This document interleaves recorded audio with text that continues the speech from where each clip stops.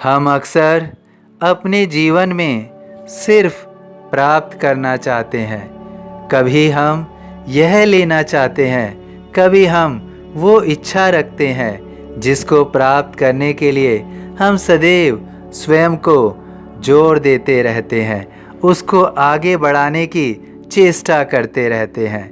हम जीवन में बहुत कम अवसर में ऐसा सोचते हैं जहाँ पर हम कुछ देने का सोचें, लेकिन कभी अगर हम वास्तविकता समझें तो देखें कि ईश्वर सदैव देता है, लेता नहीं है। जीवन में जो भी हो रहा है वो सब ईश्वर की कृपा से हो रहा है। वो सदैव हमें दे रहा है, लेकिन हम सदैव मांगते रहते हैं। हम कभी यह नहीं सोचते कि जो हमारे पास है वो काफ़ी है, उससे हम किसी और की भी सहायता कर सकते हैं। यदि हम अपने मन में इस तरह के भाव रखें कि हमें सदैव दूसरों के लिए कुछ करना है, दूसरों को कुछ प्रदान करना है, कोई दुखी व्यक्ति नज़र आता है तो उसके दुख दूर करने के लिए हमें स्वयं को सदैव तत्पर रखना है। इस तरह के भाव हमारे मन में बहुत कम होते हैं या होते ही नहीं हैं। हम सदैव अपनी चिंता करते रहते हैं, अपने परिवार की चिंता करते रहते हैं।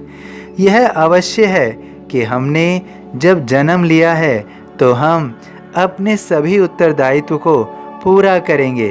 अपने परिवार के प्रति, अपने प्रति हमें अपनी सभी जिम्मेदारियों को पूर्ण करना है। लेकिन जीवन केवल यही नहीं है जहां हम स्वयं को या स्वयं के परिवार को ही सब कुछ देते रहें। जीवन का एक हिस्सा वो भी है जहां हमें दूसरों के लिए कुछ करना है, जहां ईश्वर ने हमें यह सोचकर भेजा है कि हम दूसरों के प्रति इन जिम्मेदारियों को भी पूर्ण करेंगे। हम उन जिम्मेदारियों को सदैव भूल जाते हैं, उस और हम अपना ध्यान नहीं करते हैं। लेकिन जीवन तब तक सार्थक नहीं होगा जब तक हम दूसरों के लिए कुछ नहीं करते हैं। जब तक हमारे मन में परोपकार की भावना जागृत नहीं होगी, तब तक जीवन में सब मिथ्य रहेगा। जीवन के अंतिम पड़ाव में हमें एहसास होगा कि हमने वास्तव में जीवन में किया क्या है। हमें समझना होगा कि हमें दूसरों के लिए भी बहुत कुछ करना है। संसार में ऐसे बहुत सारे लोग हैं जिनके जीवन में कुछ भी कर पाना संभव नहीं है। ईश्वर ने हमारा निर्माण इसलिए किया है कि हम उनके लिए कुछ कर सके, उनके जीवन को भी सार्थक बना सके। जब हम इस तरह की भावना स्वयं में जागृत करेंगे, तभी ईश्वर पूर्ण रूप से हमारी ओर देखेगा।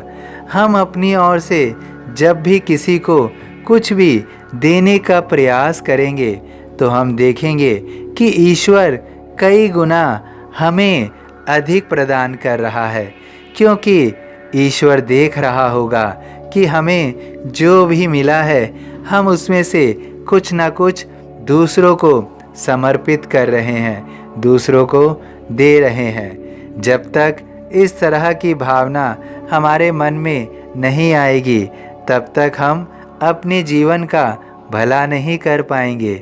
हमारे मन को सुकून और सुख स्वयं के लिए जितना मिलता है, उससे कहीं अधिक जब हम दूसरों के लिए कुछ करते हैं, तब हमें जो सुकून मिलता है वो उसका कोई भी सानी नहीं है, उसका मूल्यांकन करना मुमकिन नहीं है।